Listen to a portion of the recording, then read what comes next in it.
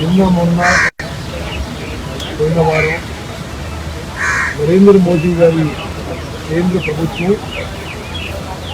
రైతులకు వ్యతిరేకంగా కొన్ని కొత్త చట్టాలు తీసుకోవడం జరిగింది.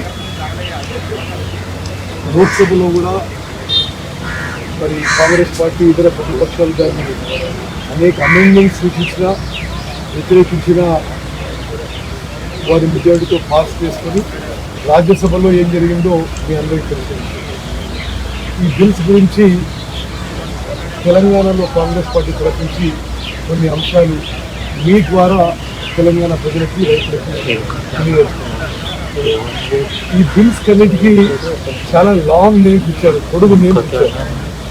Farmers produce trade and commerce promotion and facilitation bill అని, farmers empowerment and protection agreement of price assurance and farm services bill అని, అదేవిధంగా ఎసెన్షియల్ కమోడిటీస్ యాక్ట్ అమెండ్మెంట్ అని.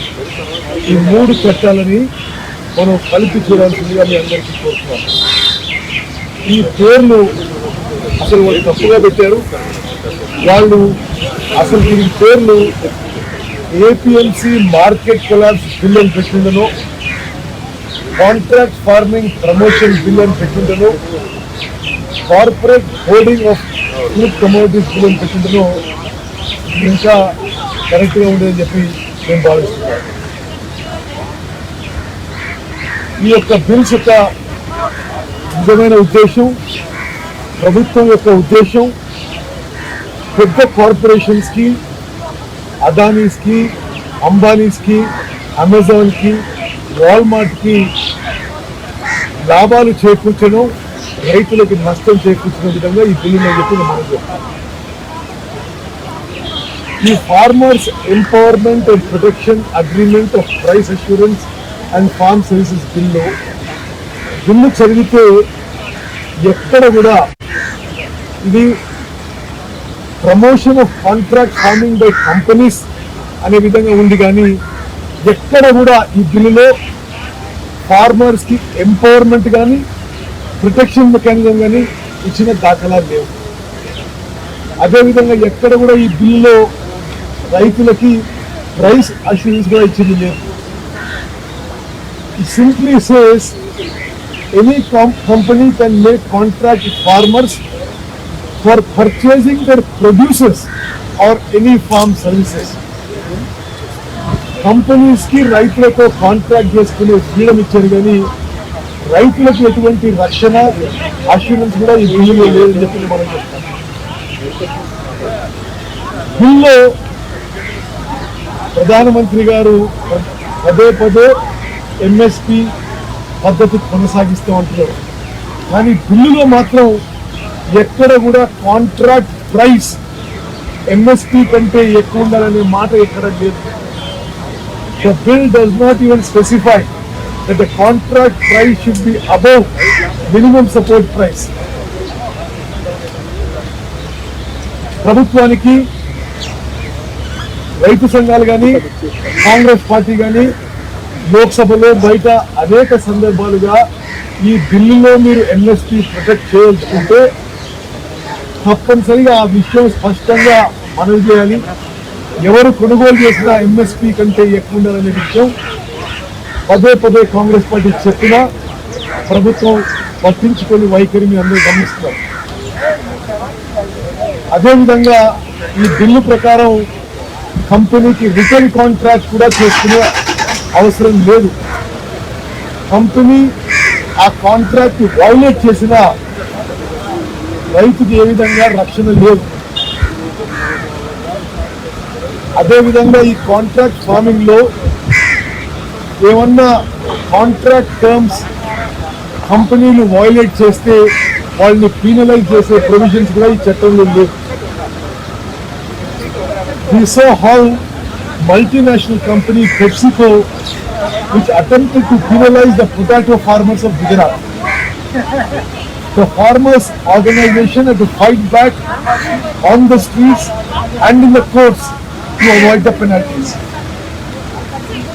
అదేవిధంగా ఆంధ్రప్రదేశ్లో తెలంగాణలో చాలా సమస్యలను చూస్తున్నాం. మరి ఈ కంపెనీస్ విత్తన రైతుల నుంచి కూడా ఇదే పద్ధతి అవలంబిస్తూ ఆ విత్తన రైతులకు కూడా ఏ విధంగా ప్రొటెక్షన్ లేదో మనం గమనిస్తున్నాం. అదేవిధంగా ఈ కాంట్రాక్ట్ ఫార్మింగ్ అనేది ఇది unequal arrangement.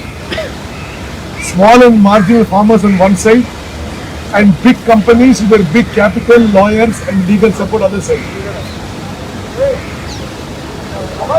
It is clear that the bill has neither empowerment nor protection nor price assurance for farmers. It is a bill meant to give freedom to companies to do contract farming but nothing for farmers. మరి మనం essential commodities act amendment bill చూస్తే ప్రియాంబుల్లో it says the purpose is రైతుల ఆదాయం పెంచడానికి అని ప్రియాంబుల్లో ఉంది బిల్లులో. బట్ బిల్లులో ఎక్కడ కూడా మరి రైతుల ఆదాయం పెంచే విషయం వాళ్ళు ప్రస్తావించలేదు.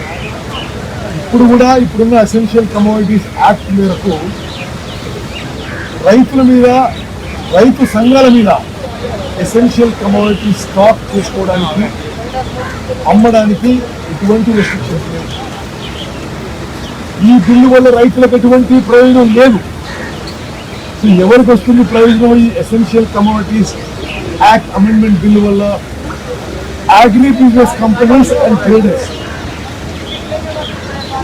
ఈ బిల్లు ఒక్క లైన్ లో చెప్పాలంటే removing all food stuffs from any regulation or restriction under Essential Commodities Act. The companies and traders ఇప్పుడు ఈ చట్టం అయిన తర్వాత now have freedom to stock as much quantities of food commodities they want without limit on purchase, stocking, trading, etc.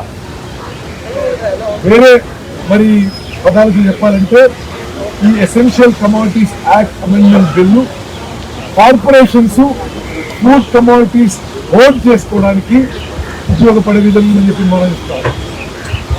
We can see that big corporations like Adani's, Ambani's, Walmart, Amazon, which want a large share of the food business in the country, now get a free ticket to dominate the entire market. ఇప్పుడున్న చట్టం ప్రకారం కూడా చాలా ఆహార ధాన్యాలు stock limits లో మరి దానికి కొన్ని చట్టాలు ఉన్నాయి. ఈ అమెండ్మెంట్ తీసుకొచ్చే అవసరం లేకుండే.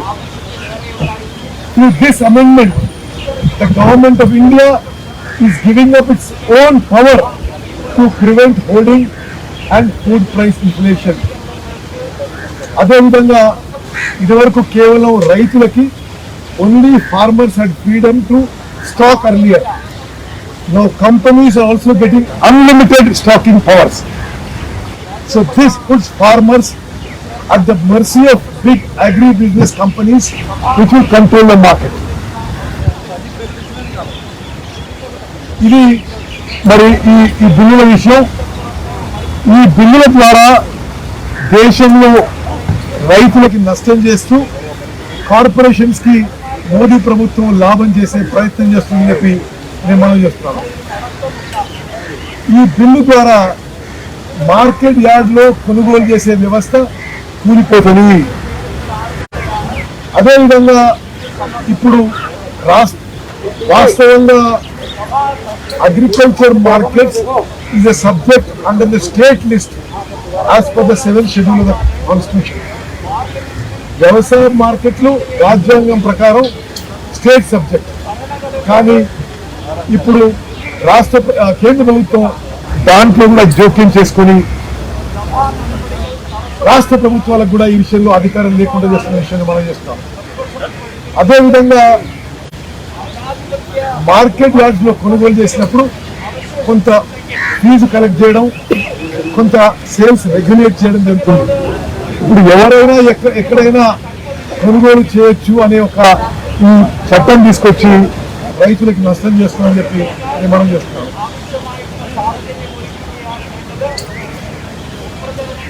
అదేవిధంగా మార్కెట్ యార్డ్స్ కొలాప్స్ అయిపోతే ఏ పరిస్థితి ఏర్పడుతుందో ఇప్పుడు బీహార్ రాష్ట్రంలో మనం చూస్తాం. బీహార్ రాష్ట్రంలో 2006లో మార్కెట్ యార్డ్స్ ని డిస్మాంటిల్ చేశారు. ఆ తర్వాత మొన్న మొత్తం భారతదేశంలో ప్యాడీకి ధాన్యానికి ఎంఎస్పి 1815 రూపాయలు రేట్ వస్తే బీహార్లో క్వింటాల్కి 1300 రేట్ వచ్చింది. అదేవిధంగా మొక్కజొన్న కూడా బీహార్లో మొత్తం దేశం కంటే 30% రేట్ తక్కువ వచ్చింది. ఇప్పుడు ఈ చట్టాలు పాస్ అయితే మొత్తం దేశానికి కూడా ఈ ఆహార ధాన్యాలు కొనుగోలు విషయంలో, వ్యవసాయ ఉత్పత్తుల కొనుగోలు విషయంలో ఈ రోజు బీహార్లో ఏం జరుగుతుందో మొత్తం దేశంలో జరుగుతుందని చెప్పి మనం చేస్తాం. 3 క్లియర్ డిమాండ్స్ మేము కేంద్ర ప్రభుత్వం ముందు ఇస్తున్నాం.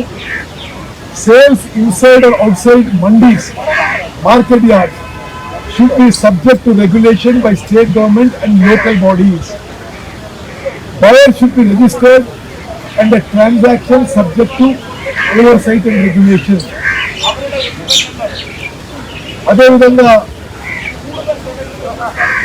మార్కెట్ యార్డ్ లో అమ్మినా బయట అమ్మినా ఎంఎస్పీ కంటే ఎక్కువ ధర పెట్టాలని చెప్పి ఈ చట్టంలో అమెండ్మెంట్ చేయాలని చెప్పి కాంగ్రెస్ పార్టీ డిమాండ్ చేస్తుంది.